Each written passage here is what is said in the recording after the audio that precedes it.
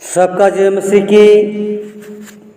प्रिय साथियों, आइए हम परमेश्वर के वचन को पढ़ेंगे और वचन को ध्यान से सुने।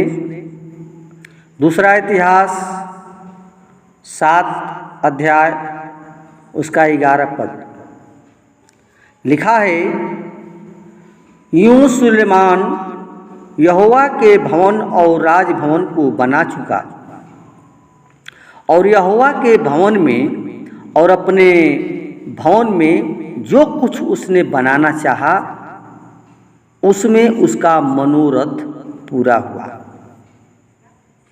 प्रिय साथियों, अगर हम भजन संहिता 37:4 में पढ़ते हैं तो लिखा है कि यहोवा को अपने सुख का मूल जान और वह तेरे मनोरथों को पूरा करेगा।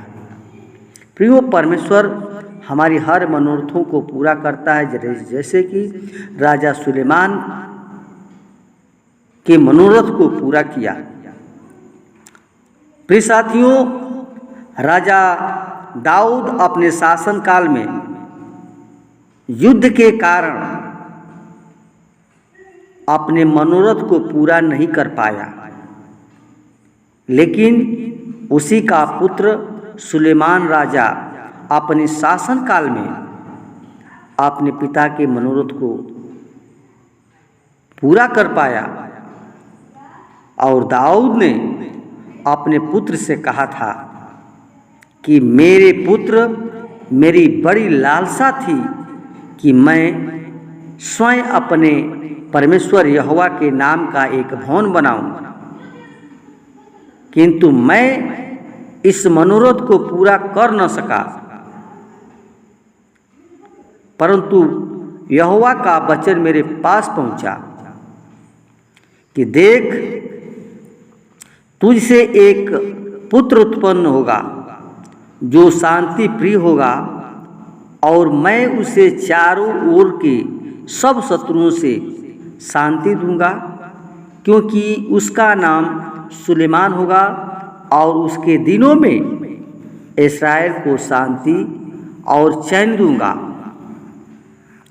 वही मेरे नाम का एक भवन निर्माण करेगा और वह मेरा पुत्र होगा और मैं उसका पिता होऊंगा और मैं इस्राएल पर उसकी राजगद्दी को सदा स्थिर रखूंगा। प्रियो, पहला इतिहास 22 का 9 और 10 पद में लिखा है। और इसी आधार पर दाऊद ने अपने पुत्र को परमेश्वर के भवन निर्माण का कार्य सौंप दिया और कहा कि इसलिए उठ और काम में लग जा और यहोवा तेरे साथ रहे। प्रियो, इस उत्तरदायित्व को पाकर राजा सुलेमान परमेश्वर के भवन निर्माण के कार्य में लग गया। तब सुलेमान ने यरूशलेम के मोरिया पहाड़ पर अपने पिता दाऊद द्वारा तैयार किए गए उस स्थान पर, अर्थात जो योबसी ओरनान के खलिहान में जहाँ यहोवा ने उसके पिता दाऊद को दर्शन दिया था, यहोवा का भवन बनाना आरंभ किया।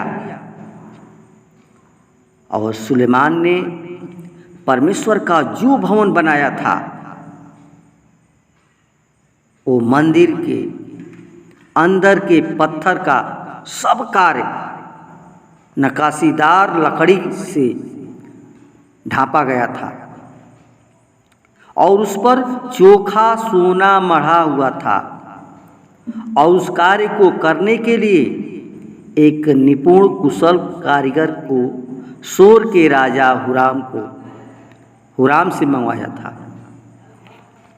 प्रिय भाई बहनों, मूसा ने परमेश्वर के रहने के लिए मिलाप वाले तंबू का नमूना परमेश्वर से प्राप्त किया था, लेकिन यह निवास स्थान अस्थायी था।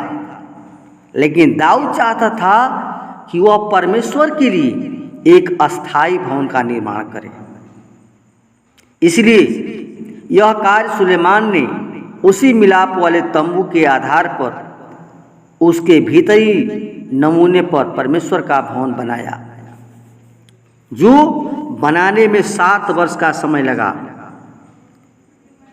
जो भवन उसने बनवाया वह पत्थर की एक आयताकार इमारत थी, जो आगे के एक ओसारा था और दोनों किनारों पर पीछे की मंजिल पर भंडार घर था।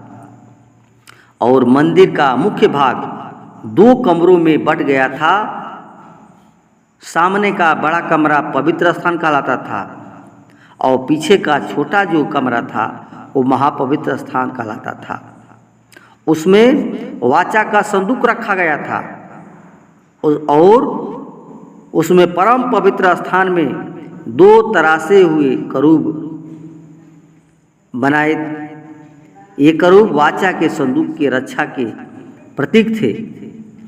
फिर उसने दोनों कमरों के बीच लाल, बैगनी, नीले मलमल के पर्दे बनवाए और उनमें भी करूब गढ़वाए थे। यानी परमेश्वर की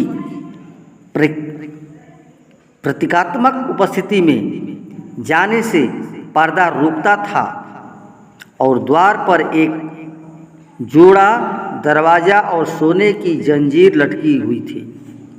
और उसने बाहर के कमरे में धूप जलाने की वेदी, भेंट की रोटी और 10 सोने की दीपदान बनाया। हाथ धोने के लिए 10 हौदियाँ भी बनाई और उसके साथ ही सुलेमान ने एक वैभवशाली महल भी बनवाया। प्रियो, इन संपूर्ण कार्यों को सफलतापूर्वक करने के बाद परमेश्वर के भवन को समर्पण की प्रार्थना की थी। इस प्रकार प्रियो, राजा सुलेमान ने अपना मनोरथ जो था वो मनोरथ को परमेश्वर ने पूरा किया। और प्रियो, आज भी हमें परमेश्वर हर मनोरथों को पूरा करता है। इसलिए प्रियो, कभी भी निराश न हो, हताश न हो। परमेश्वर हमारा वो महान सर्वशक्तिमान परमेश्वर से है और वो बड़े बड़े काम कर सकता है। आपके जीवन में भी परमेश्वर काम करेगा। धन्यवाद। वचन के द्वारा परमेश्वर सबको आशीष प्रदान करे।